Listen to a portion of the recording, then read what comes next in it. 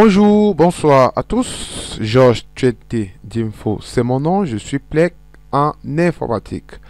Dans cette nouvelle vidéo, nous allons aborder notre quatrième TP sur la programmation C. Alors ici, nous allons utiliser la notion des tableaux. Alors, si tu n'es pas encore abonné, clique juste en bas de la vidéo sur s'abonner. Et si tu aimes la vidéo, à la fin, n'oublie pas de cliquer sur j'aime et cliquer sur partager pour partager avec tous tes potes. Également, laisse un commentaire. Alors, comme d'habitude, je vais lancer mon programme, mon logiciel de programmation. Là, vous avez là. Alors là, je suis en train de travailler. Alors là, on va donc utiliser notre loupe comme d'habitude pour pouvoir mieux agrandir les images. Je vais activer la loupe. Voilà. Alors là, voilà il y a ma zone de travail que je suis en train de faire. Alors vous voyez là, je rappelle, il faut toujours mettre notre bibliothèque include. C'est difficile de faire des programmes sans utiliser les fonctions scanf et printf pour afficher et récupérer les données. Donc include studio.h et main, vous ouvrez la collade. Alors qu'est-ce qu'on va faire aujourd'hui? Aujourd'hui, on va créer un tableau où qui va contenir les 10 premiers nombres. C'est-à-dire on va créer un tableau de taille 10 et on va stocker les 10 premiers nombres. Après, on va les afficher. Alors, quel est l'avantage du tableau?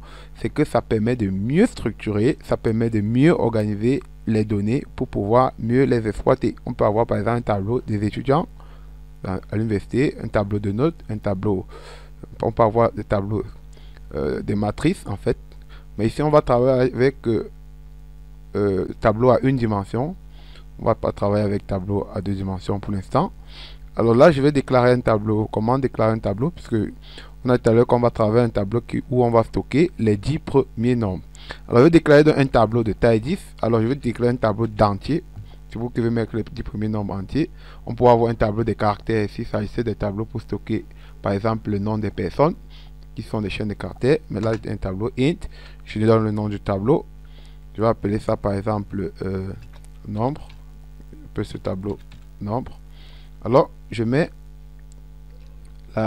entre crochets la taille de mon tableau. Donc, je dis 10, ça veut dire que ce tableau doit contenir 10 nombres entiers. Alors là, voilà la taille de mon tableau. Alors, maintenant, je vais déclarer aussi une variable i. Je peux mettre i en haut, je peux aussi mettre i en bas, c'est possible.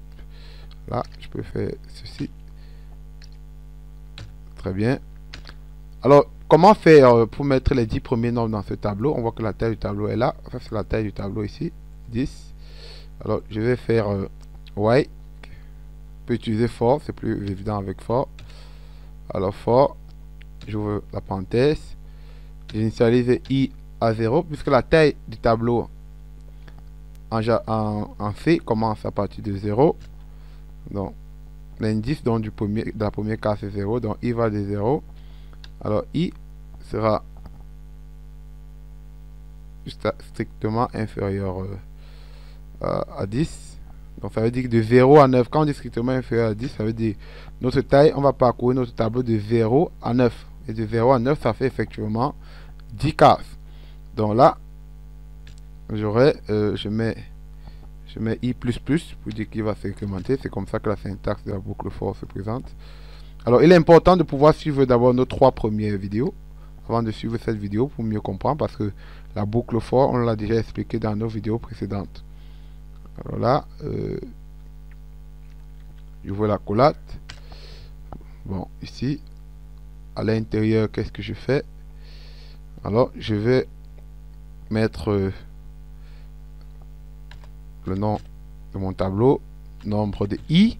Alors, pour avoir accès à un élément du tableau, on met entre crochets i et j'affecte la valeur qui est i, puisque je vais affecter les 10 premières cases du tableau. Donc, je vais affecter à chaque fois i. Là, ça veut dire que quand i va parcourir de 0 jusqu'à 9, donc 10 cases, à chaque fois, on va aller dans la case du tableau i, parce que quand je dis nombre, c'est-à-dire le tableau c'est nombre, donc j'aurai un nombre entre crochets i, c'est-à-dire première case.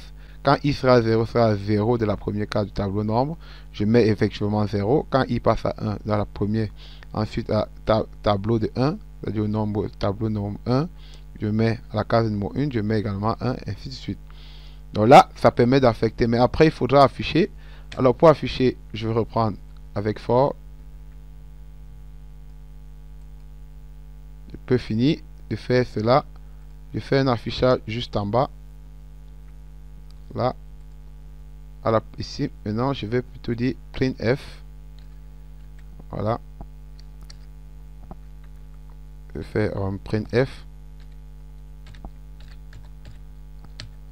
Voilà. Puisqu'il s'agit d'une variable, je vais d'abord mettre le format. Alors, %d, c'est important. Alors, je vais aller à la ligne à chaque fois. Donc, je vais mettre cette barre n oblique et je mets une virgule et je mets l'indice du tableau nombre de i qui permet d'avoir accès à un élément du tableau. Parce que pour avoir accès à un élément du tableau, il faut faire nombre entre crochets i. Donc là, je mets point virgule. Voilà. Donc vous voyez, for i de 0 à 9, c'est-à-dire à chaque fois que i va s'incrémenter, va quitter de 0 à 9, on viendra afficher ce qui se trouve dans ce tableau nombre à la position i, donc à la position 0 et ainsi de suite. Et on sait bien qu'on a affecté les 10 premiers nombres, c'est-à-dire qu'on doit avoir affiché après 0, 1 à 9. Alors qu'est-ce que ça va donner? Je viens et clique sur exécute. Je peux prendre directement compile en run. Alors là, vous voyez juste à l'écran, voilà, 0, 1, 2, 3. Une fois que c'est affecté, voilà ce qui est dans notre tableau. J'ai affiché en allant à la ligne 0 à 9. Alors, si vous voulez afficher en ligne, je peux bien retirer ln, je peux bien retirer ce caractère, ce symbole pour aller à la ligne.